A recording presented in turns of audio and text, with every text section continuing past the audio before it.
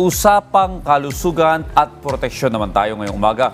Sa kabila ng mga innovation ngayon, aminin na natin na marami pa ring katanungan at alinlangan pagdating sa pagpapanatili ng ating immunity, partikular na sa mga bakuna o vaccines. Kaya naman po upang bigyang linaw ang mga haka-haka at syempre talakayin ang mga kahalagahan ng bakuna para sa lahat, makakasama po natin ang former head ng DOST Vaccine Expert Panel at former Dean ng College of Public Health ng UP Manila na si Doc Nina Gloriani. Good morning po, Doc, and welcome po sa Rise and Shine Pilipinas. Morning! Rise and Shine! Madalas namin ma-interview noong panahon ng pandemic online si Doktora noong panahon na yon.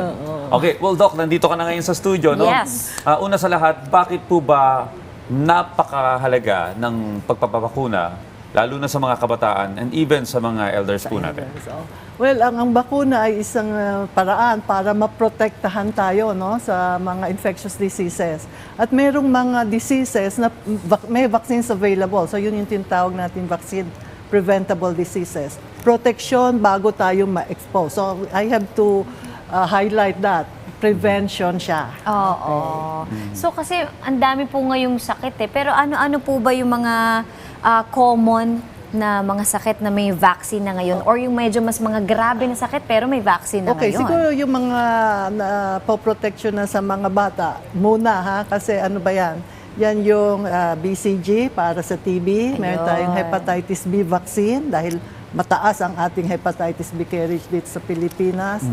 DPT, mga lumang sakit to, no? Pero importante, nagbabalik nga iba. Yes. Diphtheria, pertussis, tetanus, measles, mumps, yan. rubella, tapos polio. Okay. Oo. So meron pang iba sa mga matatanda. Flu, syempre, pneumonia, ano pa ba? Sa medyo adolescent. So women, HPV, yung mga HPV ganun, sa oo. adolescent yan, sa preteen, oo. Yung reproductive age group.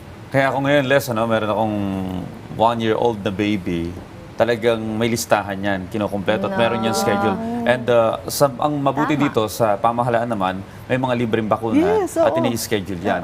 Kasi, eto na nga, pakipaliwanag, Doktora, ang vaccine ay hindi lang basta mahalaga sa katawan ng tao, kundi pati yung buong komunidad ay naaapektuhan nito. Tama po ba, Oh, Dok? yes. Kasi kung mapoproteksyon na ng isang tao, hindi siya magkakasakit. Pero kung hindi, or meron tayong tinatawag na herd immunity.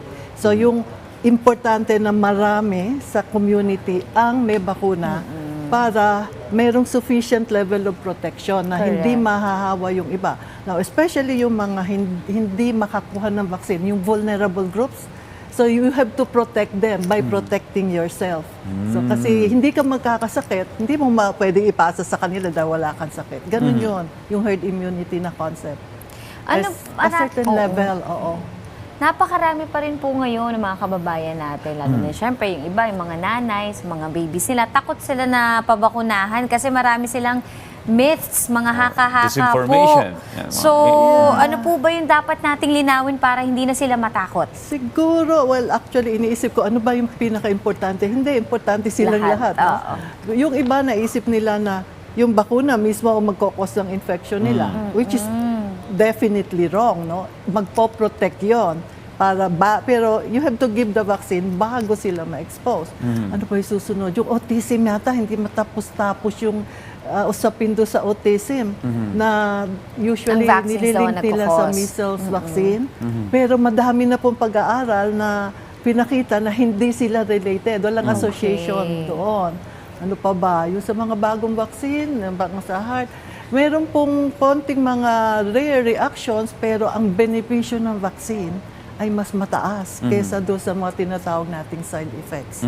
So ano pa ba? May naisip pa ba kayong myths na ano? Well, yes. Well, pakisabihin nga po yung ating mga magulang. Kasi ito yan, nagsisimula sa magulang yan eh. Totoo. Kapag ang magulang ay may mga pag-aalinlangan, sila Mga ibang paniniwala. Sila yung hindi nagdadala sa kanilang anak sa mga health center. Ano po ang inyong maipapayo doon sa mga nag-aagam-agam pa? Lalo na doon sa mga malalayong lugar at baryo-baryo na medyo yung information bali-bali ko. Kulang, or may misinformation. Hindi, importante kasi na tayo na nakakaalam, nagko-communicate. So siguro yun yung number one na gagawin natin para mabawasan yung hesitance nila.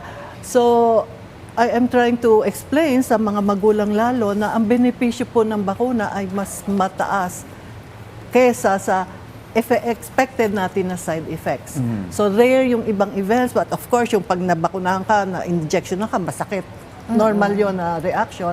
Pero yung iba na maaring kinakatakutan nila ay very rare. Hindi po, wala pong 100% sure na safe, na hindi na sa safe, na hindi magbibigay ng side effects ang bakuna. Lahat po ay merong konting side effect.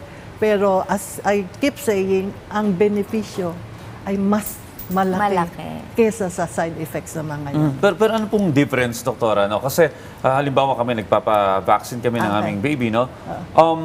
Merong libre sa ospital. Yes. At minsan may, hindi ko alam kung anong ginagawa ng asawa ko. Mas preferred niya yung mas mahal or mula sa private naman. No, Ano pong hindi difference? naman. Same lang actually. Pareho lang yun. Lahat ng bakuna na lumalabas sa atin o dinedeploy ay na-test for safety and effectiveness. No? So yung pagbibigay ng protection.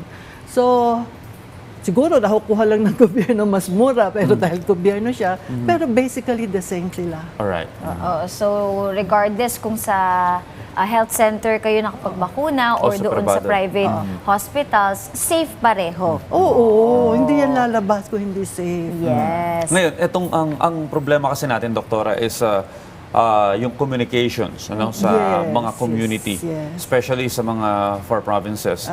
So ano po ang paraan para ma-communicate sa ating mga magulang ito? Okay, siguro ganun at the national level. Meron tayong ang DOH, no? Meron tayong Health Promotion and Education na Bureau. So, meron sila actually programa para makababa especially sa rural areas, yung information na yan. Then of course, tayo at our level, kayo, and I'm glad I'm here now to Yes. explain some of these things.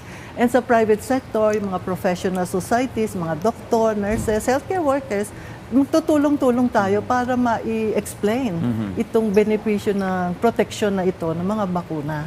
Ayun. May mga programs po ba na pwede kayo ma-share po sa amin para din ma-share natin sa ating mga ka-RSP para mapalaganap po natin yung mga mensahe po? Well, ano ba ang pinaka siguro importante ngayon na mayroong ang DOH ay yung ligtas-tigdas. Yeah. So nangyari muna sa Mindanao.